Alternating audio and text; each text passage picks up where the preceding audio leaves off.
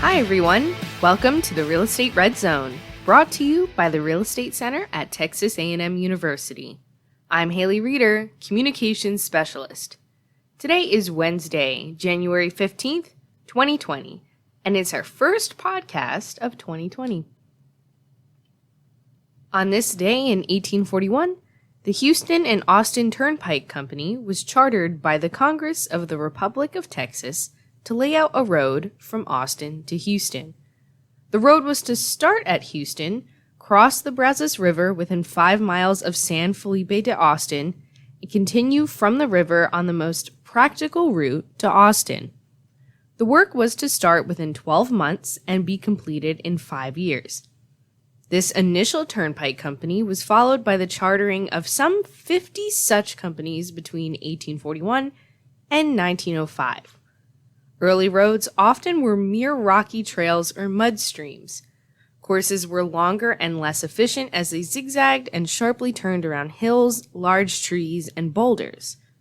The advent of the automobile in the early 1900s led to a dramatic change in the attitude toward highway development in the nation and in Texas. Now, on to today's podcast. For years, Texas has enjoyed a reputation as an economic powerhouse. The state fared better than most of the United States during and after the Great Recession, thanks in part to its diverse economy and stronger housing market fundamentals. While Texas population, employment, and income growth are still ahead of the nation as a whole, other states are beginning to shine just as brightly. Real Estate Center Research Economist Dr. Torres and Research Associate Paige Silva compared Texas' current housing market fundamentals to those of 6 other states in their article, States of Housing. Does Texas still have the edge? They join us today to talk about their findings. Thanks for being here. Thank you for having us. Same. Why did the Texas economy fare relatively well after the Great Recession? 2 major reasons. One was the oil fracking industry, and the other one was the technology industry, also sector. So one part was in technology, Austin, and then oil fracking, Houston. So that helped a lot. The Texas economy recovered faster than the rest of the country. And we saw, if you compare the growth rates, higher employment growth rates with respect to the country and other states. So because Texas had stronger housing fundamentals, meaning that leading up to the Great Recession, Texas did not have as great as a bust because the housing financing did not have as many subprime mortgages. Texas' favorable economic conditions attracted new residents who bought homes after the Great Recession. Has that attractiveness waned throughout the past decade, or is it still strong? And if so, why?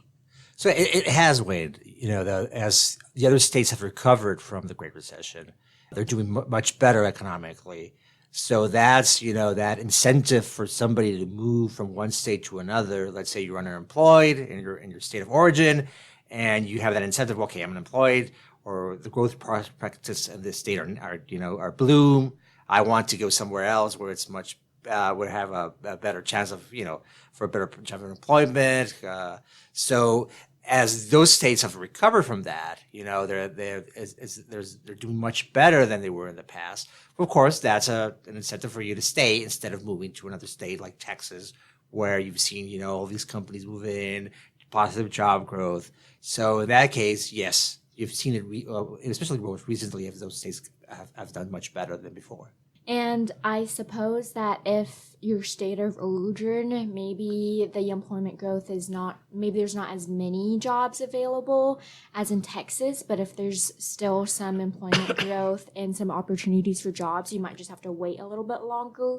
I feel like people might choose to do that so they don't have to pick up and move and leave their family or leave their friends, So in your article, you compared Texas' current housing market fundamentals to those of 6 other states. That's Arizona, Colorado, Washington, Florida, California, and New York. Why were those specific states chosen for your comparison? Because of the size and the importance of their economies and also their housing markets. So you have to look at like the top economies in the nation and you would see that those states ranked high, and also their housing markets are also a big component of the national housing market. So to compare Texas, it'd be interesting to compare with other states of a similar size economically and also the housing market. And we tried to choose states, like Louise said, that have been getting a lot of notice in the press and with other research organizations that say, oh, this state, for example, Arizona, is having a massive housing boom. And with that comes some challenges. Like if you have such a fast housing boom, maybe supply can't keep up. And that's some of the things that we're seeing in Texas, where especially entry-level housing market, the supply is not quite keeping up. So we wanted to compare those states. Yeah, the other thing we wanted to look at was, since Texas, as you mentioned earlier, did so much well, favorably economically, recovered faster, and the current strength of the Texas economy and also of the housing market, we wanted to look and see, how are the other states doing? It's been 10 years, 10 years after the Great Recession or the financial crisis. So let's look at how they're performing, right? Let's see if they actually recovered from the Great Recession or not. And we found some interesting things, like the case of Colorado. A big issue has been issue even in Texas has been the lack of supply of new housing. Mm-hmm. So we have a cool indicator of housing starts per capita and also permits per capita. And of the states we looked at, Colorado was the only one, right? Mm-hmm. Paige that actually recovered from, achieved its level or recovered from the 2007 financial crisis. So they're back or above their pre-crisis level of supplying homes per capita. So that's interesting, Mm-hmm. So that's one of the other reasons we try to look and see what's happening in these other states. How are their housing markets doing currently? So you guys already touched on it, but which of those states that you compared are becoming more attractive? Are any of those states really not gaining as much ground as others? Like, which are the top contenders when it comes to competing with Texas in the housing market? So, interesting question. It depends. It's interesting to see, states mentioned earlier, Colorado, and Paige mentioned Arizona. So those are the states when you see a lot of population growth. And a lot of employment growth, and also the housing market has grown a lot. And you've seen that they attracted to those states because of the performance of their economies. And in the case of Colorado, of course, the lifestyle, right? People want to live in Colorado, they want to move there, but also it's been combined with a lot of new companies, and the performance of the Colorado economy doing well has attracted all these people to move there, right? So it's a combination of all these things, right? So yes, those states, you've seen these movement. Now, going to the states where people are moving to, like Colorado, Arizona, you can consider Washington also, and you can see Colorado, Washington, they have similarities to each other, right? The quality of life specifically, especially. But you see states like New York there and California, where you've heard all these issues they've had in the past, regulation issues, and they're not so business friendly. Mm-hmm. State income tax. Yeah, Colorado has a state income tax, by the way, and it's interesting. Even with that, people want to live there, but for other reasons. Still, they think the housing issue, the affordability issue, is not as strong in Colorado. States that didn't fare that well have been, especially like New York. New York's a state that's been lagging behind. They actually lost population. Mm-hmm. I think that Florida is also becoming more attractive for in-migration because they also have a low tax environment. So businesses want to move there, and then individuals want to move there as well. There's lots of in-migration from immigrants from other states as well as international. Especially from New York. A lot of people move from New York to Florida. There's always been a relationship there through the years, right? Yeah. Florida was the vacation spot of the New Yorkers, right? Mm-hmm. So there's always been, they move from New York, they live in Florida during the summer, but now, given what's happening, especially, the changes in federal taxes, where you can exempt the state income tax now, that created a big incentive of, I'll move from that state where I can't deduct my income, my state income tax. I'll move to states where I don't have to actually pay a state income tax. And states like Texas have won that, right? So. And then also, of course, the retirees coming to Florida as well, and that is they don't buy as many entry level homes as well, so that gives them a boost in the higher priced homes. And complementing what Paige said, Arizona also has attracted a lot of retirees also. So that's one of the reasons why people are moving there also, as the population in the United States gets older now, right? As the baby boomers start to retire. Can we expect Texas housing market to lose its edge more throughout the 2020s, or will it stay relatively attractive? Well, it's interesting. We've registered one of the highest growth rates in home price appreciation. But don't forget, we started at a low level compared to California or New York, right? So yes, if you look at the growth in prices and home prices in Texas, you would be, oh God, we're growing at a higher rate. But still, we're more affordable because where we started, the level of house prices was relatively more affordable, cheaper than states like California or New York. So yes, we're still, we're getting more expensive. Yes, all this new migration, new development. There's always a cost. There's always an opportunity cost, and that is, prices have gone up, and we've seen that, right? We've seen how prices have since 2012 precisely, home prices have grown at a higher rate than incomes here in the state of Texas. In the past, that never happened. Always, income would grow at a higher rate than home prices. But after 2012, we've seen this where home prices are rising at a higher rate than income. But Paige, we did something interesting. Paige, you can elaborate on this. We actually tried to do a simple measure of affordability. Do you want to comment on that? Yes. So we included a measure of affordability. It's basically the median home price ratio to the median annual household income. We saw that Texas, prior to the Great Recession, was the most affordable. So their ratio was about 3, I believe. 3 something. Yeah, 3 something, meaning the median home price is only 3 times as much as the median annual household income. And even though that has increased, not so much, but it has increased a little bit since the Great Recession, Texas is still the most affordable. Yeah, so California presently, as of 2019, has a ratio around 8. Another one of the states that we see has a housing boom right now, lots of housing sales, is Arizona, but Arizona is still not as affordable as Texas. Texas remains the most affordable state in this analysis. Yeah, and the other thing we did was, we looked at, we kind of used a procedure. We've done it here in the center in the past.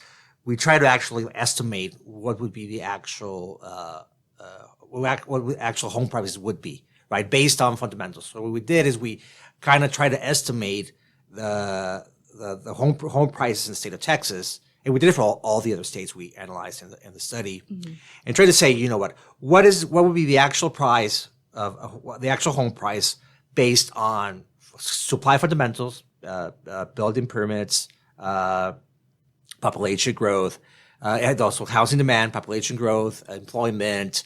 So we try to look at all these factors to see if what would be the estimated price. And what we saw, interestingly, that in the case of Texas, there's going to be like currently the estimated price is actually lower. The prices should be in the market currently is lower than what is actually happening right now. So that tells you that something is happening in Texas in the housing prices, and especially is due, like Paige mentioned earlier, that lack of housing supply in the lower threshold below $250,000. We've seen that one of the issues we've had here in Texas, and I think in the rest of the country in these states, is that there's not been the supply. There's a lot of demand for housing with a price tag of $250,000, but that is not builders right currently, or they're trying to supply that market or that niche of the market. but unfortunately it hasn't been supplied. So maybe that's the reason we have seen that divergence between what prices should be and what prices are currently are. That same phenomenon is we saw in Colorado as well. The actual home price is higher than what our model estimated that it should be according to the housing fundamentals. And the it's a simple model, and it's a good model. It's a good indicator. If you go back before the financial crisis, you go back through time, back to the 90s or 70s, you can see that the model actually does a good job of tracking what prices should be and what prices are. And you can see especially, it did happen in Texas, interestingly, in the model, to the run-up of the financial crisis to 2008, 2009. But you would see it in other states like California, New York, and Florida, where there was a divergence between those actual and estimated prices. And then after the financial crisis, you can see right now that they're basically the same values. So looking forward into the 2020s, Texas, as of the third quarter 2019 state GDP numbers were just released. And so we see that Texas is leading the nation in GDP growth at 4%, and this is above the nationwide average of 2.1%. Washington, Colorado, Florida, and Arizona are also above the nationwide average. But then we see that California and New York are performing below. So that is a good indication of how the economy might compare in 2020. No, and the interesting part of that is you think about it, Texas recently outperformed the other states, was ranked number one, like Paige mentioned, in the nation. And it's in a time where the oil industry is not doing well, right? It's not like, we're boom, the oil boom right now. We're back in an oil boom like before 2014 or so right now, actually. So that shows you also how the Texas economy has diversified from just being, no, we're just oil, right? Texas is just oil. No, we're more than that. And you can see it in the numbers where you can see right now the oil industry is not doing well, but we still achieve the highest growth rate in the nation because of other sectors that we have diverged from that are doing well. An interesting fact is Houston has diversified more into the hospital and medical realm as well. Well, thank you guys for being here. Thank you for having us. Thanks. Thanks again, Luis and Paige. We posted a link to States of Housing, Does Texas Still Have the Edge? On our podcast webpage and in the YouTube description box. This article is featured in the January 2020 issue of TG Magazine, which is out now. You can find this article and more on the Real Estate Center's research library. It includes a wide variety of economic reports and research articles. Our latest include our new quarterly apartment report, soil health practices, water resource issues, Abilene's housing market, micro markets, and more. We included a link to the research library on our podcast webpage. That's going to be it for today's podcast. If you want more from the Real Estate Center, head to our website. That's www.recenter.tamu.edu. There, you'll find the latest data, research articles, blogs, news, and more. To stay up to date on when articles are published on our website, follow the Real Estate Center on social media. You can find us with the handle @RECenterTX on Facebook, Twitter, LinkedIn, and Instagram. For more podcasts like these, you can subscribe to iTunes or to our YouTube channel. All podcasts are also available for free on our website. Thanks for joining us today in the Real Estate Red Zone, brought to you by the Real Estate Center in College Station, Texas, where we've been helping Texans make the best real estate decisions since 1971. This is Haley Reeder, and I'll see you next time. Bye!